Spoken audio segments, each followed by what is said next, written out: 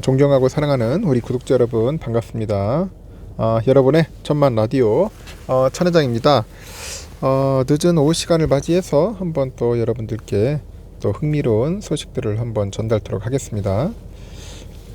특히 주말에는 그 삼성전자 이외의 그 뉴스들, 소식들, 이벤트, 사건, 사고 이런 다양한 이야기를 여러분들께 전달하니까 여러분들 한번 들어보시고 여러분들 한번 판단하시면 됩니다. 세상이 또 어떻게 돌아가는지도 한번 봐야 돼요. 판이 또 어떻게 흘러가는지도 한번 알고 있으면은 조금이나마 도움이 될 것 같아서 제가 여러분들께 소개하는 거니까 편하게 들어주시면은 영광으로 생각할게요.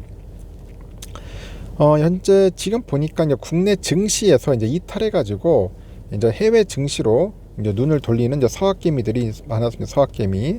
이 서학개미들이 꾸준히 증가하고 있어요. 꾸준히 증가하고 있다. 서학개미가 뭐냐?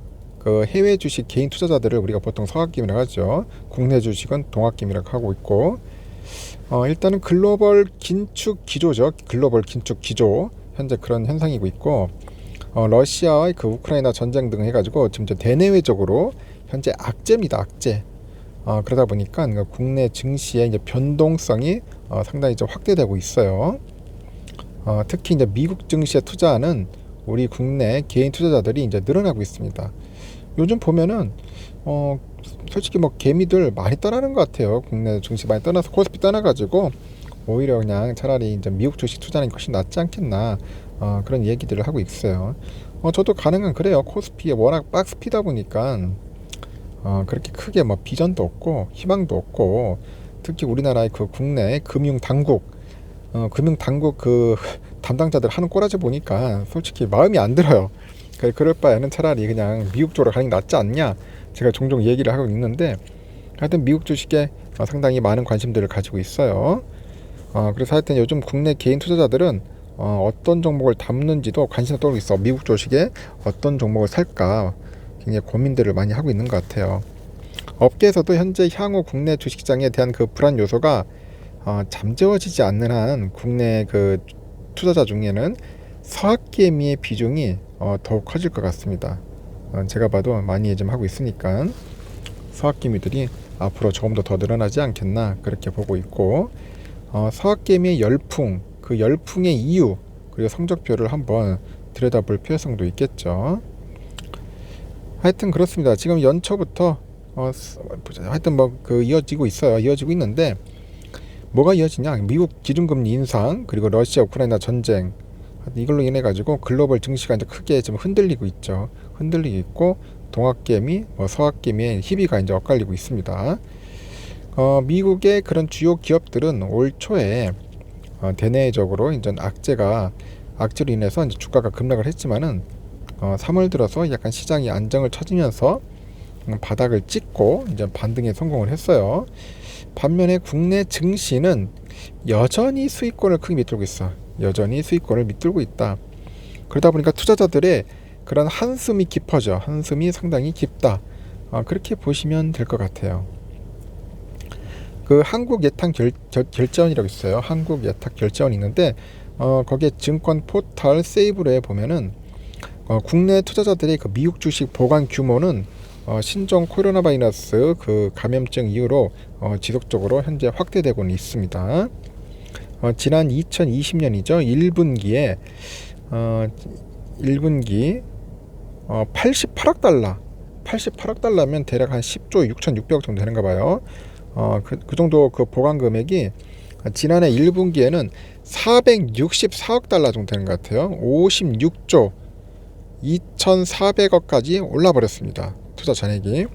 그래서 1년 만에 한 5배 이상 급증을 하는 거예요. 5배 이상 급증을 했고, 올해 1분기 기준으로 보니까 전년 동기 대비해서 한 49.57% 올라서 694억 달러를 기록을 하는 거야. 694억 달러.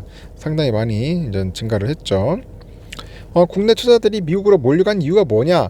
그 변동성 장세에서 그 미국 증시가 피난처로 주목을 받아요. 특히 러시아의 그 우크라이나 침공 이후에 세계 경제 전망이 어두워졌습니다. 어두워지다 보니까 글로벌 증시가 전체적으로 침체됐죠. 근데 상대적으로 보면 미국 경제의 그 장점이 이제 부각이 돼요. 부각이 되면서 투자자들이 이제 몰린 것으로 현재 보여지고 있는 겁니다. 그리고 또 러시아에 대한 그 에너지 의존도가 높은 유럽이나 그 코로나 재확산 중인 중국보다도 미국 시장에 대한 그 상대적인 소로가 높다. 그래서 무조건 USA다. USA로 가야 돼요. 미국 시장으로. 제가 예전에 얘기를 했지만은 이왕 하려면은 그냥 미국 시장으로 가라는 겁니다. 그 미국 증시는 전반적인 그 지수 상승 탄력도도 크고 올해 미국의 그 다우지수는 지난해 말 36,338에서 3월 초에 32,632까지 급락을 해버립니다. 그 이달 들어서 다시 34,900까지 회복을 한 상태죠. 그 나스닥은 어떠냐? 15,644에서 3월 중순에 12,580일까지 훅 떨어져요. 한 3천 정도. 현재는 14,500대 정도 이제까지 지수를 회복을 했습니다. S&P 500은 지난해 4,766까지 갔는데 2월 말에 4,225까지 떨어진 다음에 현재는 4,580대까지 이제 올라왔습니다. 그래도 꾸역꾸역 올라왔어. 다우지수, 나스닥, S&P 하니까 각각 4%, 7%, 한 4% 정도 이제 하락을 한 겁니다. 결국 보니까 나스닥이 좀 많이 빠졌어. 나스닥이 한 7% 정도 빠지고 나머지는 4%밖에 안 돼요. 이와 달리 국내 주식시장은 어떠냐? 공매도 등으로 인해서 여전히 약세장을 벗어나지 못하고 있는 분위기다. 그 코스피 지수도 지난해 말 2,999에서 이달 초 2,750선을 기록했으니까 같은 기간에 코스닥은 한 1,033.98에서 950선으로 이제 움직였죠. 그 두 지수 모두 8% 정도 하락을 한 겁니다. 수치만 놓고 보면은 큰 차이는 없어 보이는 것 같은데 그 미국 증시에서 서학개미들이 주로 투자하는 테슬라, 애플, 구글 등을 중심으로 해가지고 주가가 크게 상승을 하는 거예요. 반면에 국내 증시에서는 삼성전자, 네이버, 카카오 등 그런 대장주를 중심으로 해서 주가 하락폭이 큰 탓에 국내 투자자들의 그 체감 하락폭이 이제 더욱 큰 것으로 이제 풀이되는 거죠. 업계에서도 그 2분기 증시 전망도 밝혀보고 있는데 그동안 증시에 영향을 미쳤던 그 러시아 그 리스크가 이제 완화된 데 이어서 연준의 통화정책 불확실성이 완화되고 이제 미국의 스태그플레이션이죠.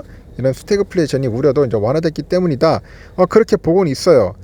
하지만 4월을 시작으로 이제 2분기 동안 그 시장에서 우려하는 불확실성이 이제 제압되고요.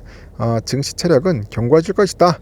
그 대신증권에서 그렇게 얘기를 하는 것 같은데 나스닥 지수나 IT, 2차 전지, 전기차, 메타버스 등 이런 성장주 중심의 투자 기회로 삼아야 한다고 이제 강조를 하고 있고 이어서 4월부터는 현재 시장에서 우려하고 있는 그 경기와 이익도 이제 확신과 안도를 통해서 견고한 증시 체력을 뒷받침하는 해석으로 될 것 같다. 바뀔 것 같다.